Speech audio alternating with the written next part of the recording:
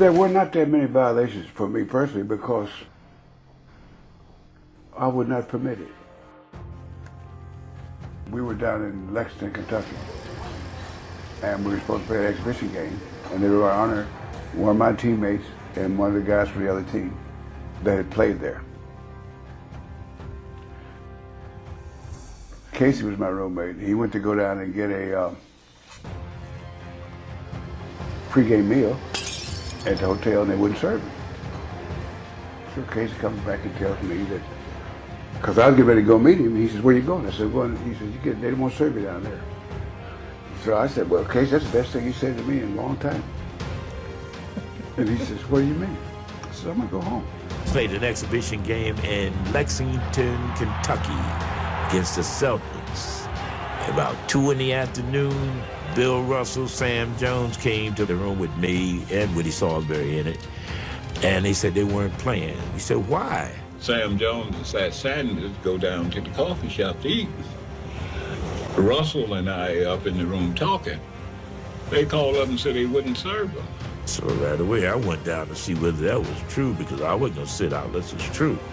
And I went down and they said, "No, we can't serve you." So they didn't play, we didn't play. I went in the room and I called Eastern Airlines and I said, "When's your next flight out of here?" They said, "Where do you want to go?" I said, "Boston's my first destination. Then New York and Washington. And if you don't have anything going in those 3 places, then Chicago. But I want to get out of here." They said, "We got a flight that goes from here to Washington to Boston. I want a seat on it." So Kay says, "You're not going to leave me?"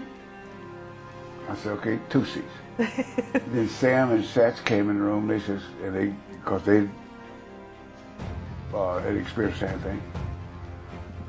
I said, "Well, you're not going to leave us." So I said, "I want 4 seats."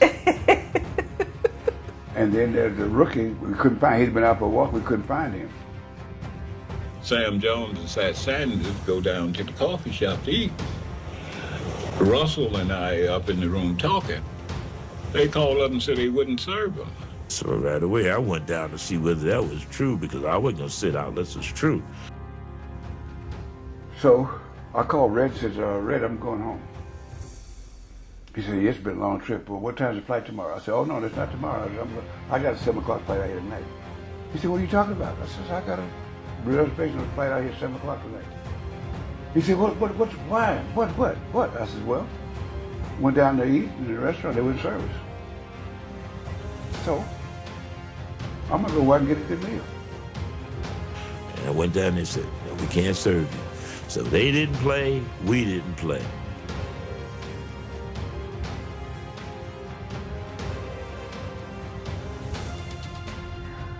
So he said, "Wait a minute, let me find out what's happening." So he called back about 5-6 minutes and said, "Everything's okay." "What is okay, Red?" "What do you mean okay?" "Well, this hotel is the owner and he's the general manager also. And he's invited you guys to have dinner with him in his suite. And I'll clean it up for you." I said, "Who the hell is he to think that I want to have dinner with him? I'm not interested in socializing with him. I don't know him, and I don't want to have dinner with him. Who the hell is he?" Well, what do you want me to do?" I said, "Red, like I told you a few minutes ago, I got a 7 o'clock flight out of here." So he says, wait, before you do that, wait a minute, let me. So he called back about 5 o'clock. He said, "Listen, they said what you could do is go down to eat at the restaurant now, and that'll be the end of segregation in that restaurant." Red, that's irrelevant.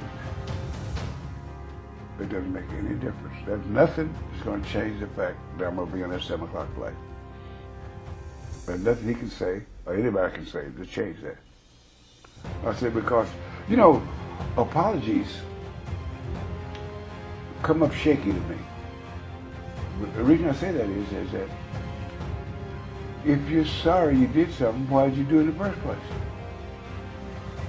And most times the apology is you're sorry about the reaction you got to what you did, not necessarily what you did.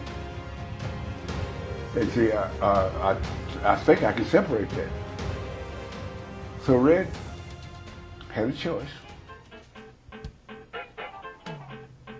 And I really, really hated to put him in that position because he had a choice whose side was going to take. He got to coach a team and a scheduled game. And his players said they're not going to play. Now, what can he say? You have to play this game on schedule, and you're part of this team. He could have said that, but he probably would have lost. As brilliant as he is, that was not really a question for him. So he said he's going to go out to the airport with us. But one other thing I did, I called the guys on the other team. Oh. And said, I want to give you some information. That's the only thing I'm going to give you. So nothing else. Suggestions or anything. All I'm going to do is give you some information. The black guys on the Celtics are not going to play tonight. And the reason I'm going to give you that information is I don't want you to get to the game and then find out then. And so on the spot, you got to make a decision what you're going to do with not enough time to give it any thought. It's okay with me. I have no problem with it. Again, I'm going to repeat myself, but I want to emphasize. All I'm calling to do is to give you information so that you won't be blindsided when you get to the arena. And so they decided not to play also. But from then on, when they start booking exhibition games, they have to do some research. Yes, I guess so.